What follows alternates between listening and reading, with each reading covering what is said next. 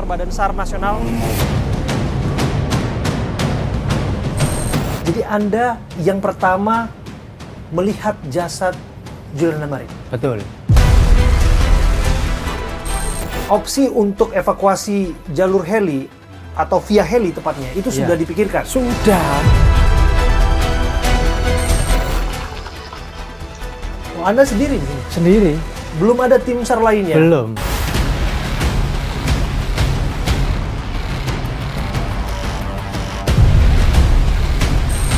Tidak akan mungkin pesawat itu akan masuk di kabut karena itu memang restricted. Mengenai satu nama, Pak, Agam Rinjani di sana. Apa pandangan Bapak mengenai ini? Proses evakuasi tidak Agam pribadi.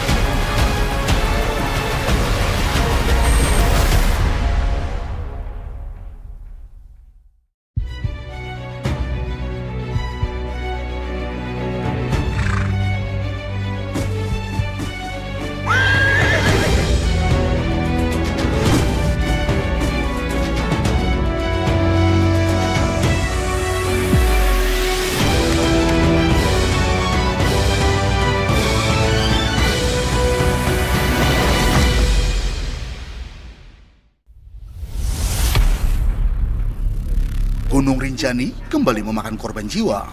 Kali ini, warga negara asal Brazil harus meregang nyawa usai terjatuh ke jurang sedalam 600 meter. Tim SAR gabungan yang mengetahui insiden ini pun langsung bergerak cepat guna menyelamatkan nyawa korban.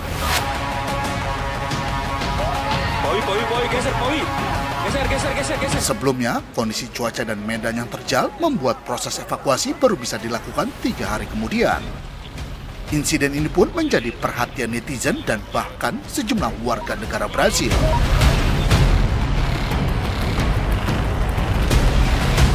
Ayah Juliana Marins, Manuel Marins pun mengkritik pemerintah Indonesia atas hilangnya nyawa sang putri saat mendaki Gunung Rinjani. Sang ayah menuding pihak berwenang Indonesia lalai dan terlambat dalam upaya menyelamatkan nyawa anaknya. Bahkan pengacara keluarga Juliana, Thaisa Bittencourt, mengancam akan menuntut Indonesia jika ditemukan adanya kelalaian dalam penanganan jenazah. Hal itu mengacu pada hasil otopsi ulang jasad Juliana Marins yang dilakukan pihak keluarga di Brazil.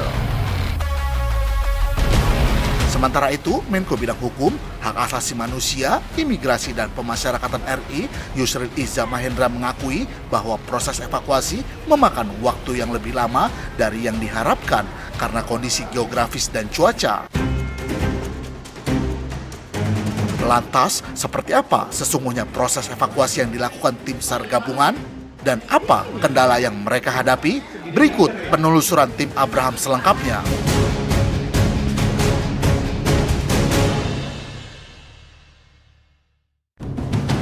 Di balik megah dan indahnya Gunung Rinjani, ternyata menyimpan bahaya dan risiko yang sangat besar.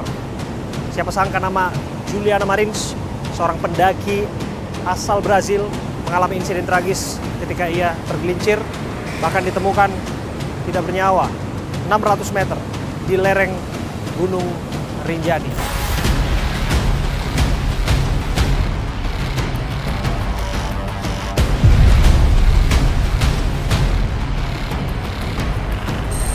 Setelah proses evakuasinya menuai berbagai polemik, diskursus, akhirnya jenazahnya bisa dievakuasi.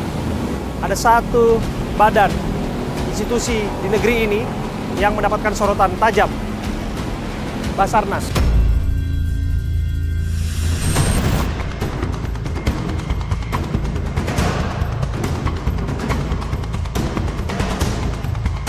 Kita sudah tiba di kantor Badan SAR Nasional. Kita harus hadir di sini untuk memberikan ruang klarifikasi ataupun menemukan jawaban tepatnya terhadap setiap pertanyaan di balik upaya penyelamatan yang dilakukan terhadap korban yang jatuh tergelincir di lereng Gunung Rinjani. Juliana Marins, pendaki ataupun pegiat alam bebas dari Brazil yang niatnya untuk menikmati Gunung Rinjani, tapi pada prakteknya lahir naas, dan ditemukan di kedalaman 600 meter di bawah terjalnya lereng Gunung Rinjani. Saya Abraham Silaban, saya hadir di sini Kita akan coba dalami apa betul Indonesia saat ini menjadi sorotan hanya karena dalam tanda kutip ketidakmampuan untuk menyelamatkan turis Juliana Marins ketika awal ditemukannya ia tergelincir. Apa ia ini kaitannya dengan kurang ketatnya SOP terkait Rinjani? Di balik keindahannya ia juga memiliki ancaman yang membahayakan?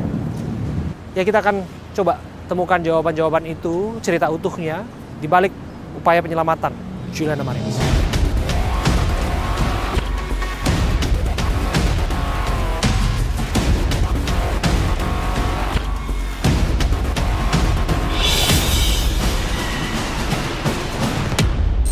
Sobat, upaya penyelamatan tentu menghadapi berbagai rintangan. Terjal, curam, risiko bahaya itu harus dihadapi. Bukan hanya itu, bahkan kritik dan tekanan sosial menjadi tambahan perkara yang memang harus juga diatasi oleh mereka-mereka yang bekerja keras untuk melakukan upaya penyelamatan terhadap Juliana Marins. Tidak mudah, tapi mereka setidaknya sudah melakukan yang terbaik. Kerjasama tim, mereka keluar disebut sebagai dalam tanda kutip pahlawan dalam upaya mengembalikan Juliana Marins ke pangkuan keluarganya. Wisatawan asal Brazil yang tergelincir, yang terjatuh di Gunung Rinjani. Saya sudah bersama salah satu tim SAR yang mengevakuasi Juliana Marins, Mas Kafid Asadi. Iya.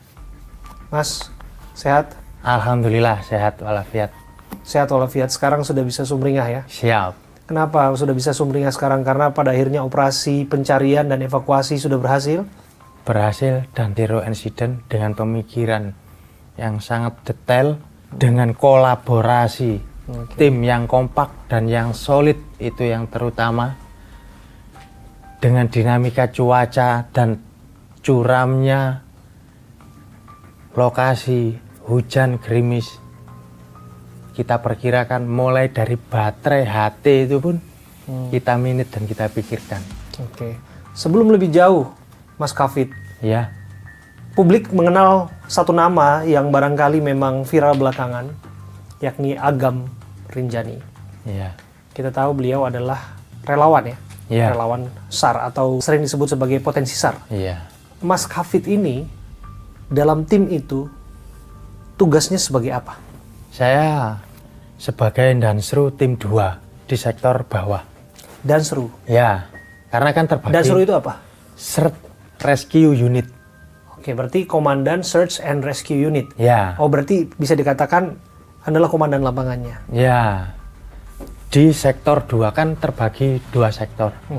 Satu sektor atas, sektor 2 untuk yang menjangkau 600 meternya itu.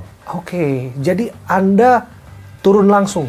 Langsung pertama kali yang menjangkau korban dan memikirkan keselamatan anggota saya 6 orang itu, saya pikirkan gimana metodenya, peralatan apa yang saya bawa, dengan cuaca, dengan keadaan securam itu, kita harus tetap komunikasi, nggak lepas.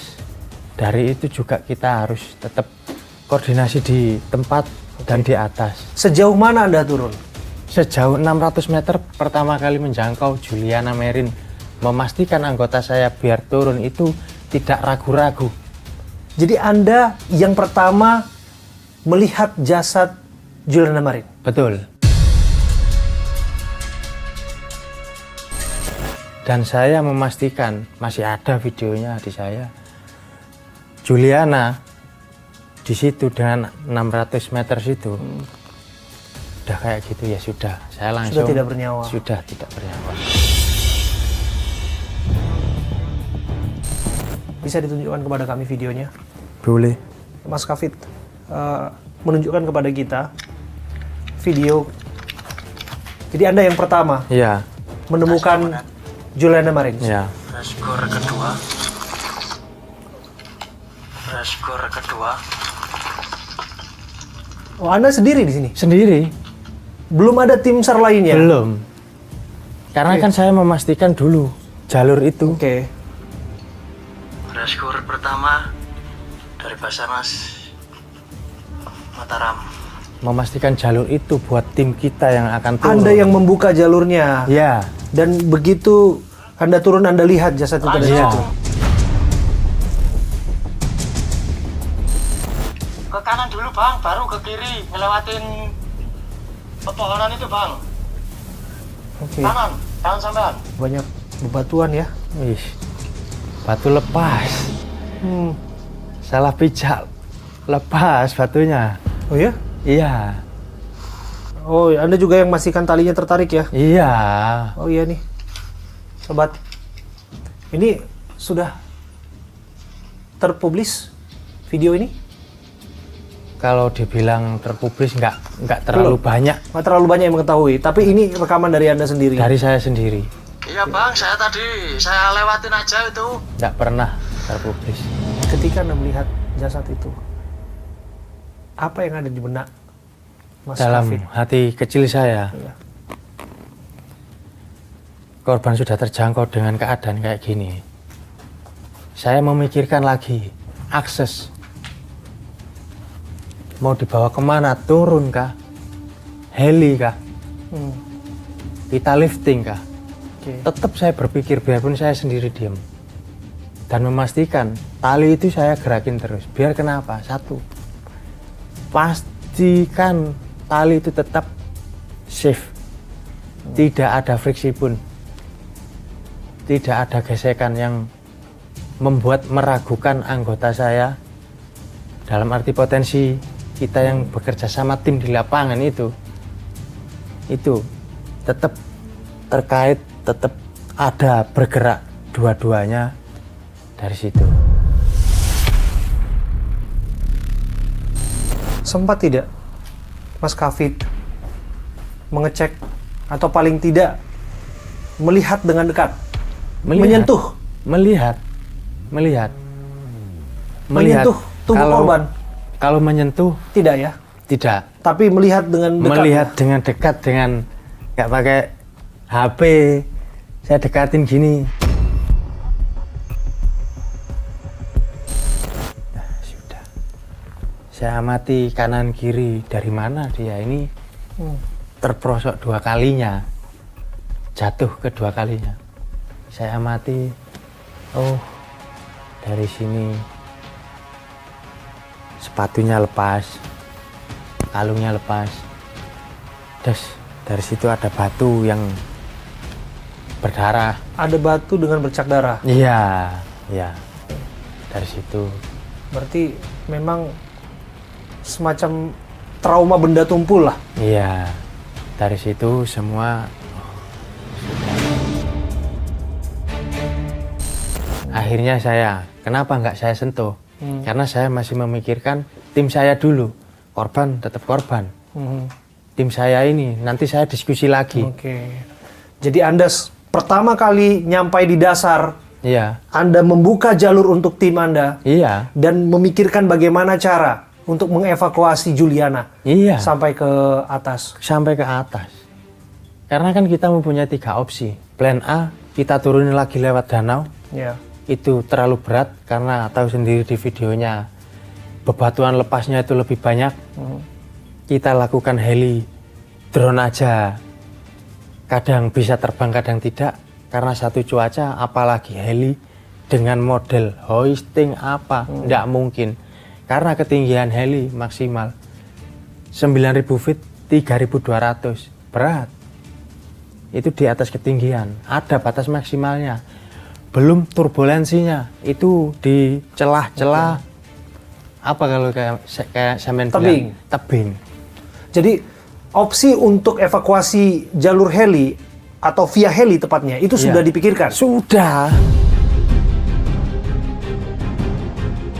Siapa yang mau susah-susah membuat lifting, seandainya tahu sendiri kayak gimana lifting nanti nariknya itu pasti sudah. Masa nggak ngelihat video-video? Iya, berapa sambungan itu? Nah, Jauh sekali itu. Dari situ memikirkan hal yang kayak gitu kan kita yang bertanggung jawab. Dan kita salurkan ke anggota kita. Ya. Diskusinya, Oke. Saya merencanakan dan tim itu setuju apa enggak? Kan gitu. Nggak bisa saya ambil keputusan sendiri. Tetap. Tapi saya punya plan A, B, C. Dan itu keputusan Anda sebagai Komandan Search and Rescue Sektor 2. Iya.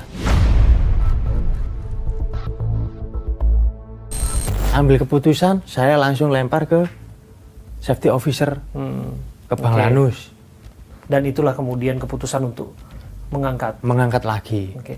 Kaget tidak dengan keadaan Juliana yang keadaannya kondisi seperti yang Anda temukan? Iya. Dibedakan dengan footage ataupun video lewat drone yang kita lihat menit-menit atau jam-jam di awal ketika diketahui bahwa Juliana itu terperosok atau tergelincir. Jauh sekali.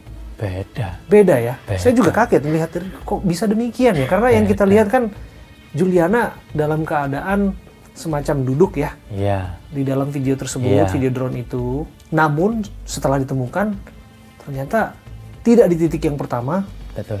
malah Ke Jauh. dalam lagi. Ke dalam lagi. Jauh. Seandainya video yang pertama itu ya dia ngamati terus. Ngamati sampai tim kita itu datang. Ini kan yang prioritas golden time ya. Ya, sedangkan sudah tahu habis itu yang ngedrone itu hilang. Ya, terus kita cari kemana? Kan ngedrone hilang maksud Anda? yang ngasih video kan itu kan lewat drone. Betul. Lah, kita cari kemana? Seandainya dia tetap di situ, tetap ngawal sampai kita datang. Mungkin saja keadaannya berbeda. Lain cerita, lain. Jadi kita juga secara tidak langsung, kalau memang punya naluri kemanusiaan, pasti ditungguin orang itu sampai ada tim penyelamat. Dari tim SAR gabungan datang. Kan gitu, Bang. Iya. Tadi menarik soal golden time. Nah. Ketika ada video drone itu, Iya. kemudian disebutkan ada upaya untuk memanggil tim penyelamat. Iya. Peristiwa terjadi tanggal 21 Juni, Hari Sabtu. dini hari. Ya. Anda adalah tim SAR pertama Iya. yang tiba di lokasi, betul? Iya. Dari Mataram Anda berangkat. Kalau yang tiba pertama dari unit SAR Lombok Timur. Oke. Yang paling pertama datang Pukul berapa? pukul 7, 7 pagi? pukul 7 malam, Bang. 7 malam. Oke, berarti Anda dapat laporan pukul berapa? 09.30, setengah 10. Kira-kira setengah 10? Ya. Dari Taman Nasional Rinjani. Ya. Oke, dari Taman Nasional menginformasikan Ada pukul orang- 9.30 Ya. ada wisatawan yang terjatuh Ya. Di bawah letter E kalau orang bilang. di bawah letter E. Ya. Oke, terus? Sebelah kanan. Oke. Kita prepare. Tim Aju sudah berangkat dari Posar Kayangan. Kita dukung tim kedua. Yang terdekat Posar tiba Kayangan nyampe LKP itu Iya. pukul 7 malam. Sampai hari itu juga dia pencarian tengah malam. Unit SAR Lombok Timur dari kita yang tim pertama itu dia sudah di atas. Oke, pertanyaan publik pasti kenapa nggak langsung kontak heli misalnya saat itu? Kontak heli. Cuaca bisa ditawar. Jarak 1 meter. Paling 5 meter. Karena di situ kabut sering sekali.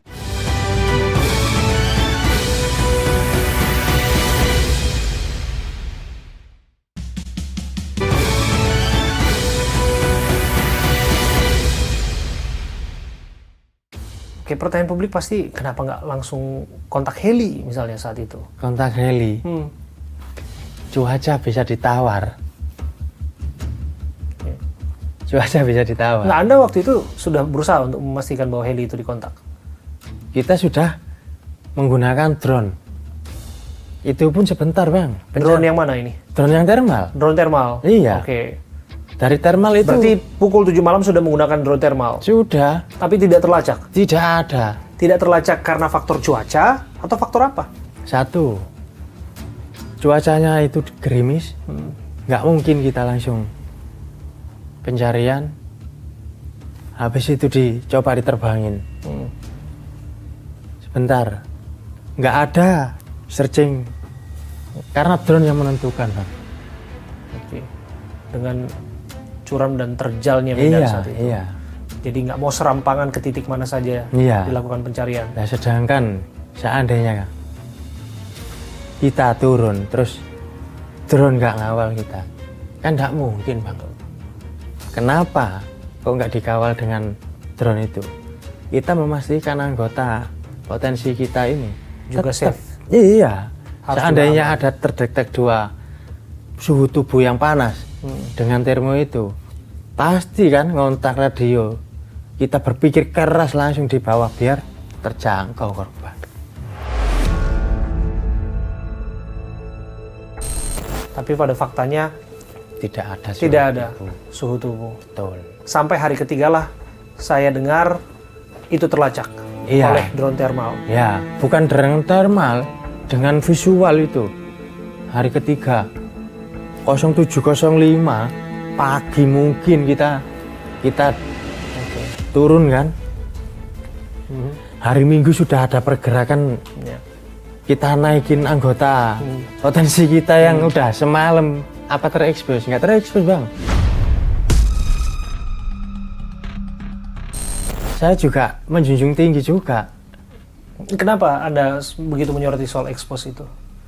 Karena satu, yang diekspos cuman yang bawa mayat. Tapi sedangkan yang berat sampai di situ. Terus Agam maksud Anda? Secara- Agam Rinjani. secara tidak- Iya, karena kan memang beliau sedang menjadi sorotan hari Iya, ini. tapi- Bahkan disebut sebagai pahlawan.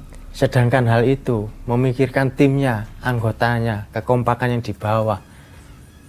Itu dipecahkan dengan segitunya. Dari situ saya oke, yang penting kita tetap solid di medan laga. Tapi jangan. Oke. Anda kan sebagai komandan Search and Rescue. Iya. Artinya Agam seharusnya anggota Anda kan? Iya, Dalam komando Anda, betul? iya, Oke. Anda tiba di hari pertama berarti? iya. Oke. Agam tiba di Hari ketiga. hari ketiga. Nih, ada anggapan tim SAR ini semakin gesit, semakin lincah, dan semakin bersemangat lah ketika hadirnya Agam. Ketika adanya suntikan tenaga dari Agam. Dari tenaga. Betul? Dibilang ada tenaga, kita memang membutuhkan tenaga, Bang. Karena kan potensi kita. Ya. Dari situ kita juga, oke, ayo kita terjun bareng. Kerjasama lah. Kerjasama. Oke. Anda sudah naik turun ya? Iya, Ada hari keberapa tuh naik turun? Hari pertama langsung turun juga? iya. Hari kedua, hari ketiga? Hari kedua, ketiga, Oke. sampai korban itu dipastikan naik. Kan kita memikirkan gimana turun, gimana naik, gimana bikin sistem, gimana bikin angkor. Barulah kita turun semua. Sudah clear turun, baru kita diskusi lagi di situ. Kamu yang membawa korbannya, saya yang membawa korbannya, sampean aja, Bang. Oke, kalau gitu kamu yang di bawah. Oke, saya langsung berpikir di atas, bikin sistemnya, dan safety officer-nya barangkali gesekannya naik itu Ya. di batu. Karena kan kalau naik kan nggak ada gesekan, Bang. Iya. Talikannya tetap. Jadi kita naik itu biasa. Tapi kalau kita tarik tali ini, kan ada gesekan ini. Itu yang kita. Oke. Jalankan sebagai strateginya. Iya. Oke. Pertanyaan saya adalah bagaimana Anda dan tim Anda menjawab tantangan itu, menjawab kritik itu, menjawab kritik yang masif.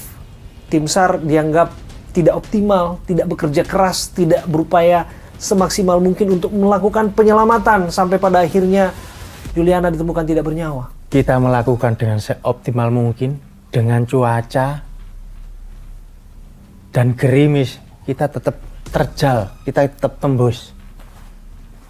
Dengan curam, kita pikirkan gimana caranya biar kita bisa nyampe di situ.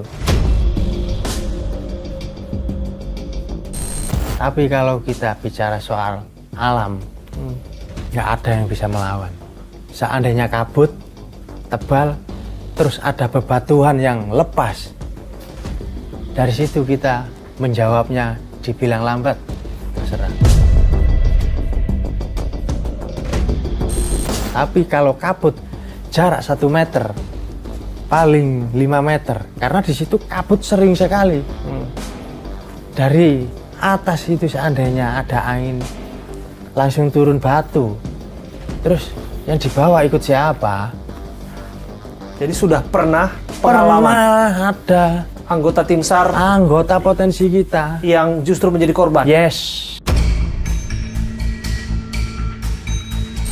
Dari situ saya belajar dan berpikir keras, diskusi sama tim. Oke. Masa terulang lagi? Kan saya nanti yang Anda yang harus bertanggung jawab. lah. Andai kata memang ada korban baru. Lah, terus. Tapi saya tidak menyalahkan siapa-siapa. Dari sini Oke. kekompakan kita terus terjaga. Jangan sampai seandainya di medan laga kita mengusik-usik ke sini. Tetap kita satu suara menjunjung tinggi nilai luhur kemanusiaan. Kenapa Anda begitu bergetar dan begitu emosional menyampaikan itu? Apa pengalaman emosional ketika mengevakuasi Juliana? Karena secara tidak sadar dari situ saya biar terketuk buat potensi-potensi kita itu memang menjunjung tinggi nilai luhur kemanusiaan itu sangat amat tinggi. Nggak bisa dibayar dengan apapun. Tabungan akhirat lillahi ta'ala atas bawah sama Tuhan kita. Juliana pulang dengan negaranya dan dimakamkan dengan secara layak. Menjunjung nilai luhur kemanusiaan. Kamu akan pergi, pasti akan pulang.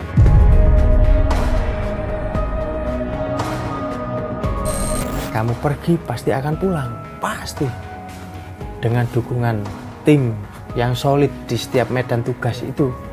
Di setiap tugas Juliana itu yang saya cari dan semoga jangan sampai ada terjadi dan tetap solid di medan tugas dimanapun. Ada istilah unsung hero, pahlawan dalam senyap ataupun pahlawan yang tak dianggap. Ya, Anda merasa demikian? dibilang gitu karena dari naluri kita bergerak. Kalau perintah jelas, jelas.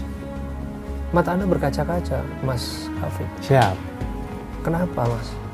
Karena dengan hal kita mengevakuasi dan tim yang solid, itu yang kita cari di medan laga. Karena bertaruh nyawa. Bertaruh nyawa, cuaca, waktu. Ada masalah apa dengan isu kekompakan? Saya Kalau isu sih tertarik dengan kalau dengan isu penekanan enggak. Anda soal itu. Kalau isu enggak. Nomor 1 di medan laga kekompakan. Ada masalah bahwa Anda sebagai komandan atau tim yang lain tidak diperhitungkan, atau tepatnya Anda merasa tidak dianggap? Kalau kita nggak dianggap, terserah. Yang penting satu, tugas saya sebagai SOP menjalankan. Dan saat itu tim saya selamat semua. Ya. Itu prioritas bagi saya. Ya, tapi begini, ada anggapan kurang mendapatkan dukungan. Enggak. Betul demikian? Enggak. Kita memaksimalkan karena dari belakang itu masih jalan, mulai dari Primob dan porter-porter dan lain. Nyupot terus. Nah, ketika Anda tiba malam itu, apakah Anda menemukan mereka yang membuat video drone itu atau paling tidak menggunakan drone itu sudah tidak ada lagi? Enggak ada. Kita nyari kemana? Kan dari situ yang kita cari jejaknya, ibaratnya lennya, talinya. Sudah tidak ada lagi. Betul. Tapi yang jelas saya mengapresiasi tim yang sudah bertugas. Anda bertaruh nyawa di sana, betul ya, Mas? Siap. Dan Anda juga punya keluarga, betul? Betul. Dan itu risiko yang sangat besar. Betul. Ada anak ya Mas? Ada. Ya, ada anak di rumah yang Ada. menanti kepulangan Anda. Ada. Ya, itu juga Anda pertaruhkan. Dan luar biasa, ya luar biasa. Saya harus mengucapkan terima kasih Mas. Terima kasih. Sama-sama Bang. Terima kasih dan salam Sama-sama. hormat saya Mas. Saya hormat Siap, sama-sama kepada Bang. seluruh tim Siap. yang bertugas, karena saya paham betul bahwa kerja itu bukan kerja satu orang. Nggak bisa. Kerja itu adalah Nggak bisa. kerja kekompakan. Kompak, makanya Kerja kenapa? tim secara keseluruhan. Tim. Sampai saya bermerah-merah. Sayang kalau tim kita itu sampai sayang. Itu. Mengenai donasi, ini kan menjadi satu isu yang diperbincangkan. Anda bebas mau menjawab ataupun tidak, gitu. Tapi mengapa saya bertanya ini? Karena itu isu yang dipercakapkan. Ya. Jadi, menurut Anda bagaimana melihat fenomena itu? Kalau tentang donasi itu, terus terang, saya nggak mau menerima hal itu karena kebanggaan tersendiri mengevakuasi Juliana dengan keadaan apapun. Sepeser pun saya mohon maaf, dari hati, nilai luhur dari hati. Prinsip Pak, kebanggaan tersendiri melakukan janganlah berbuat baik. Saya mewakili negara dan melayani masyarakat, sudah digaji. Itu saya sudah terima kasih. Mengabdi di Basarnas itu kebanggaan tersendiri bagi saya dan keluarga saya. Bahkan Komandan Search and Rescue Ya, yang membawa pulang jasad Juliana kembali kepada keluarganya. Ya. Sekali lagi, siap. terima kasih sudah melakukan yang Sama-sama, terbaik. sama-sama. Dan terima kasih sekali lagi Nggih. sudah membuat kita Indonesia adalah bangsa yang bangga terhadap apa yang kita miliki dan terhadap aset-aset bangsa seperti Siap. Anda dan teman-teman Anda semua. Ya, Terima siap. kasih Mas. Sehat selalu Bang. Sehat selalu Mas. Siap. Semangat terus. Mas. Siap. Semangat. Tidak diizinkan seorang penerbang menerbangkan pesawat dalam kondisi blind spot. Itu sama aja dengan Bertaruh nyawa. Iya, jelas.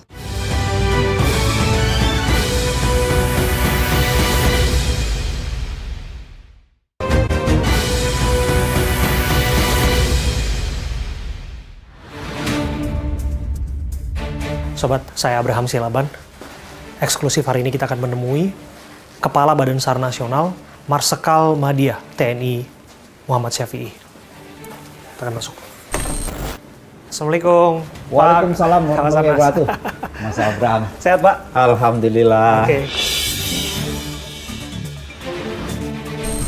Saya sudah berdiri bersama dengan Kepala Badan SAR Nasional, Marsikal Madya TNI Muhammad Syafi'i. Terima kasih Pak Kabasarnas sudah menerima kami, Pak. Ini pertama ya, Pak ya? Iya. Jadi kita bisa kasih logo eksklusif di sini, Pak. Iya. Oke, tentu Bapak mengikuti bagaimana pemberitaan belakangan ini terkait Betul. dengan satu nama, Pak. Juliana Marins. Oh iya. Dia adalah seorang turis mancanegara yang ingin menikmati pendakian di Gunung Rinjani dengan harapan nikmati keindahan, malah tamu ini berakhir tragis, Pak. Iya. Ada anggapan bahwa negara kita dalam tanda kutip ya Pak ya, tidak mampu ataupun gagal melakukan upaya penyelamatan diri terhadap Juliana, Pak. Secara umum, Pak, bagaimana Pak Kabasarnas melihat pandangan itu? Iya, terima kasih Mas Abraham. Jadi saya atas nama pemerintah pasti yang pertama turut prihatin atas musibah yang terjadi. Pasti kita semuanya juga tidak kepingin ada musibah sampai merenggut nyawa. Apakah benar bahwa ini sudah sesuai dengan prosedur dalam penanganan? Saya pastikan saya atas nama negara melakukan tindakan-tindakan sesuai dengan aturan. Karena memang Badan SAR Nasional sesuai dengan amanah Undang-Undang nomor 29 tahun 2014, tugas Basarnas memang penanganan kedaruratan yang diakibatkan bisa itu bencana, kecelakaan, bahkan faktor atau kejadian yang membahayakan manusia itu sendiri. Oke, Bapak mengatakan bahwa SOP-nya sudah dijalankan. Iya. SOP seperti apa yang sudah dijalankan, Pak? Jelaskan kepada kami. Oke, saya ingin sampaikan bahwa yang pertama, saya ingin cerita secara umum dulu. Kalau kita bicara masalah luas wilayah negara Indonesia, hampir 8 juta kilometer persegi. Dengan luas wilayah darat hampir 2 juta dan selebihnya adalah wilayah laut. Badan SAR nasional ini sebenarnya memiliki pelaksana tugas, yaitu 43 kantor SAR yang tersebar di seluruh Indonesia. Ditambah lagi ada 91 pos SAR dan 68 unit SAR. Artinya kalau dihadapkan dengan luas wilayah dan potensi ancaman yang dihadapi, pasti Badan SAR nasional ini masih jauh untuk mampu mengcover secara keseluruhan. Itu yang pertama. Terus yang kedua, terus bagaimana kita bisa mengcover seluruh wilayah, bahwa Badan SAR nasional memiliki potensi-potensi SAR yang tersebar di seluruh wilayah Indonesia. Itu bisa mulai dari institusi yang resmi, ada TNI, ada Polri, bahkan ada lembaga-lembaga yang lain, bahkan ada semacam organisasi-organisasi yang baik itu secara mandiri, ada juga yang mungkin terkoordinir untuk membentuk potensi-potensi SAR. Terkait dengan Taman Nasional Gunung Rinjani, bahwa dalam pelaksanaan tugasnya dalam menyelenggarakan bahwa Taman Nasional itu bisa digunakan untuk berkegiatan, baik itu masyarakat Indonesia sendiri, termasuk juga mungkin teman-teman dari luar negeri yang hobi terhadap kegiatan hiking tersebut. Sebenarnya tentunya Taman Nasional ini juga sudah memiliki prosedur yang dilaksanakan. Artinya bahwa terkait dengan misi yang dilaksanakan oleh wisatawan untuk melaksanakan kegiatan itu, tentunya sudah diawali mulai dari mereka mendaftar, kemudian mungkin pengecekan, kemudian juga dilaksanakan briefing, sampai akhirnya dalam tim ini kan sudah menjadi satu tim, ada pemandu, bahkan mungkin ada porter, kan begitu. Nah, pada saat begitu ada kejadian pun, tentunya dari potensi SAR yang ada, yang mendengar langsung informasi tersebut, sudah melakukan tindakan. Nah, pada saat tindakan ini dilakukan, baru setelah itu mungkin pada saat melihat, oh ini perlu dilaporkan. Makanya sebenarnya ada call center untuk melaporkan tindakan kedaruratan itu. Sebenarnya kita memiliki call center 115. Karena posisi kantor SAR kita tidak tersebar di semua titik wilayah Indonesia. Yang saya bilang tadi bahwa wilayah Indonesia kita memiliki 43 kantor SAR. Nah, jadi posisi kantor SAR kita memang tidak ada di Taman Nasional. Taman Nasional. Nah, yang paling dekat di mana titik SAR-nya, Pak? Nah, jadi kita memiliki kantor SAR itu dari Taman Nasional Gunung Rinjani ini kira-kira jangkauannya di 2,5 jam. Berapa jauh berarti, Pak, kira-kira, Pak? Kira-kira di 80-an kilometer dengan perjalanan yang sebenarnya kita tahu kalau menuju ke tempat ketinggian pasti tidak lurus, tidak seperti jalan tol, dan itu memakan waktu kira-kira 2,5 jam. Nah, kemudian juga dari Taman Nasional, artinya pos awal dengan kondisi korban, ini kalau perjalanan darat itu bisa 8 jam lebih. Sehingga apa yang kita lakukan sebenarnya kita kan menggunakan golden time kalau misalkan prosedur penanganan kedaruratan.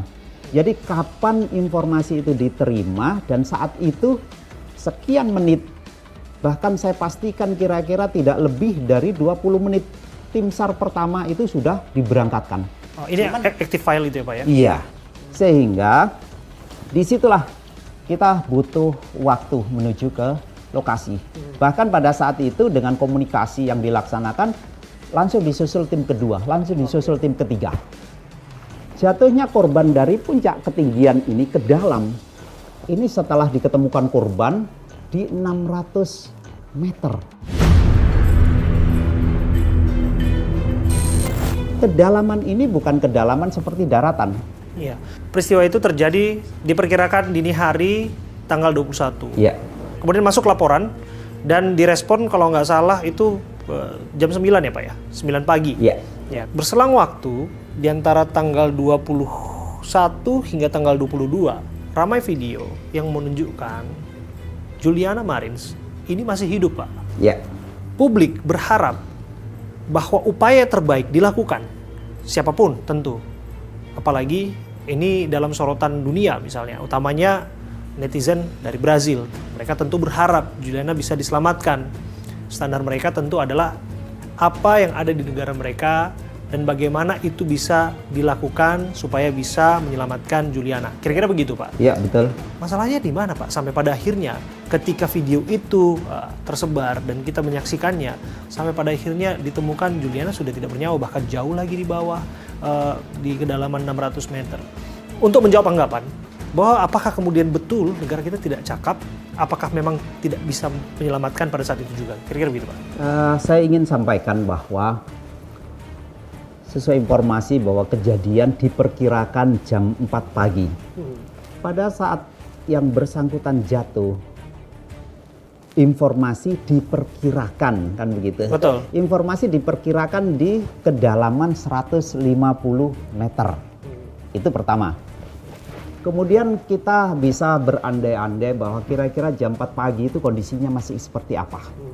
Sehingga itu pun menimbulkan atau membuat tim ini juga tidak langsung bisa melihat, tidak langsung bisa memberikan pertolongan. Sehingga yang bisa dilakukan adalah memberikan informasi kepada pos dan tim yang akan melaksanakan pertolongan ini baru proses datang, kan begitu. Justru yang menjadi pertanyaan kita, pada saat ada katakanlah tadi Video yang dari drone itu ya, Pak ya? Nah, sekarang yang kita pertanyakan, saya ingin bertanya, pada saat yang membuat video itu kalau memiliki rasa tanggung jawab kemanusiaan, mestinya pada saat dia mengambil gambar, dia akan keep in touch kepada korban ini. Tapi kenyataannya video disebar kemana-mana, tapi beliaunya tidak tahu posisinya di mana. Dan kalau misalkan punya jiwa kemanusiaan, mestinya dia akan menunggu sampai ini loh, misalkan ini korban, kan gitu. Dan kalau dilihat dari kondisi medan, bahwa kecuraman dari jurang ini kan sebenarnya mungkin bisa dikonfirmasi. Sehingga pada saat misalkan korban saat itu misalkan masih bisa minta tolong, sangat mungkin. Tapi kita juga tidak tahu apa yang digerakkan, apa yang dilakukan oleh korban. Sehingga sampai akhirnya tim istilahnya potensi SAR yang datang ke lokasi yang dari lingkungan di Taman Nasional ini sendiri tidak bisa menemukan. Kemudian sampai akhirnya pada saat tim SAR datang, tim SAR nasional maksudnya, itu kan sudah jam 19.30-an. Saat itu memungkinkan untuk beroperasi sampai jam 11 malam. Artinya dengan kondisi yang sangat terbatas. Posisi curamnya jurang seperti itu, dan juga kita memang memiliki drone thermal. Pada saat kita melaksanakan observasi di kedalaman itu, pada saat tidak menemukan apapun, kan nggak mungkin juga kita memaksakan. Karena sebenarnya kita tidak pernah menyangka bahwa korban itu berada di kedalaman 600. Itu yang perlu digarisbawahi. Kemudian yang kedua, faktor cuaca. Andai saja di situ misalkan cuaca tidak bersahabat, tim SAR juga terancam. Bisa terjadi hipotermia. Kemudian kalau sampai misalkan ada yang mungkin angin yang agak ekstrim, bisa saja bahwa tim SAR itu juga akan mengalami kondisi yang mungkin juga sangat membahayakan. Jadi itu sehingga kegiatan dihentikan jam 11 malam itu dan dilanjutkan besok paginya. Kita sih meyakini, Pak, bahwa sungguhnya tim SAR sudah melakukan upaya yang optimal, upaya terbaik mereka. Karena yang kita lihat adalah upaya penyelamatan dengan lifting ya, Pak ya? Iya. Dengan menggunakan tali itu, Pak. Iya. Mewakili pertanyaan publik, Pak, mengapa tidak diturunkan segera chopper atau helikopter untuk mengevakuasi Juliana? Apa kendalanya? kalaupun memang chopper tidak bisa diturunkan di sana, apakah tidak bisa diberikan bantuan, entah itu minuman, entah itu makanan, dan sebagainya begitu Pak? Saya pernah menyampaikan bahwa untuk mempercepat proses evakuasi, alternatif pertama adalah kita mengerahkan pesawat. Yang pertama pesawat dari Badan SAR Nasional, kita geser dari Bogor. Kemudian 2 pesawat itu sudah kita standby-kan. Tapi yang ingin saya sampaikan bahwa Ini pesawat, bukan helikopter ya Pak? pesawat helikopter. Jadi helikopter yang kita standby-kan, sebenarnya alternatif pertama adalah 2 pesawat ini melaksanakan mission untuk evakuasi sesegera mungkin. Tapi yang ingin saya sampaikan bahwa bukan berarti pesawat ini tanpa keterbatasan. Bahwa pesawat itu bisa dioperasikan, ada keuntungan dan kelebihan. Keuntungannya kalau bisa dia operasikan, dia akan dengan cepat, kan begitu. Tapi pada saat keterbatasan bahwa pesawat itu sangat tergantung dari kondisi, mungkin kondisi medan, yang kedua kondisi cuaca itu, dan juga ada maksimum performance yang bisa dia lakukan atau yang tidak bisa dia lakukan. Gambarkan kepada kami Pak kondisi di Rinjani saat itu Pak, sehingga pada akhirnya helikopter yang sudah disiagakan tidak diturunkan. Iya. Jadi yang pertama, pada saat korban itu berada di kedalaman 600 meter, secara visual pesawat pagi kita sudah terbangkan, ternyata secara visual tidak bisa terlihat. Itu yang pertama. Tidak akan mungkin pesawat itu akan masuk di kabut, karena itu memang restricted. Artinya tidak diizinkan seorang penerbang menerbangkan pesawat dalam kondisi blind spot. Itu sama aja dengan Bertaruh nyawa. Iya, jelas. Karena yang pada saat masuk di kabut, siapa yang tahu tebingnya, misalkan seperti itu. Sehingga pesawat hanya berputar-putar di atas dan melaporkan kondisi tidak memungkinkan untuk masuk. Sehingga alternatif kedua, mungkin nanti kalau cuaca bagus, pesawat akan kembali lagi untuk melaksanakan evakuasi. Artinya, sambil pesawat ini kembali, keputusan yang dilakukan oleh tim SAR bahwa yang sangat memungkinkan pada saat itu adalah lifting. Artinya tidak mungkin korban sudah ditemukan, dari cuaca memang juga nggak memungkinkan untuk pesawat, terus semuanya menunggu, kan nggak mungkin. Sehingga itu yang dilakukan. Namun untuk lifting dari kedalaman 600 bukan sesuatu yang mudah. Hampir setiap 200 meter itu perlu ada angkor-angkor lagi. Nah, sehingga dari untuk mengangkat korban, untuk di 200 meter itu membutuhkan waktu kira-kira di 2,5 jam. Sambil menunggu cuaca, dan memang pada saat atau hari itu ternyata cuaca juga tidak bersahabat. Nah, kemudian sehingga waktu itu pada pukul 13.00 alhamdulillah ternyata lifting itu bisa lebih cepat dari yang diperkirakan. Kemudian pada saat itu juga akhirnya keputusan adalah ditandu korban sambil menyusuri jalan menuju ke pos Pelawangan itu. Dan pada saat itu juga ternyata pesawat juga tidak memungkinkan untuk diterbangkan karena kondisi cuaca di atas jam 1 itu secara umum Gunung Rinjani juga sudah tertutup. Tapi saya pastikan bahwa proses evakuasi tidak agam pribadi. Kalau terjadi Juliana berikutnya akan kondisinya sama. Saya rasa